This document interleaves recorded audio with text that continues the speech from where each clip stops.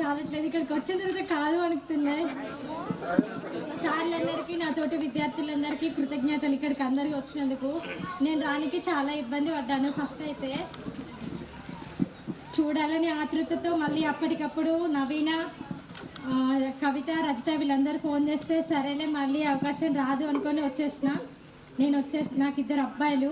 మా హస్బెండ్ వచ్చేసి government employee, కరీంనగర్లో ఉంటున్నాం, ఎల్ఎండి ఆయన వర్క్ చేసేది. మేమైతే యూనివర్సిటీ పక్కన రీసెంట్గా ఓన్ హౌస్ తీసుకున్నాం. ఇప్పటివరకు అయితే హ్యాపీ. 2 అబ్బాయిలు, మా పెద్ద అబ్బాయి 4th క్లాస్, చిన్న అబ్బాయి 1st క్లాస్. నేను irrigation department sir, junior assistant LMD. నాకు ఎక్కువ రీసెంట్గా తిరుపతి సార్ 4 months క్రితం కనిపించారు.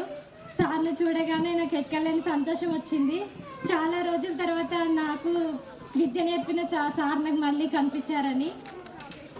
ఈ కవిత మేడం అయితే ఎప్పటికప్పుడు గుర్తొస్తూ ఉంటుంది. ఇప్పటికీ మా పెద్ద అబ్బాయి హిందీ చెప్పమని అడిగితే నాకు రాదు నాన్న అని చెప్పడానికి బాధేస్తుంది. అప్పుడు చెప్తే వినలేదు, ఇప్పుడు చెప్పలేకపోతున్నాను అని.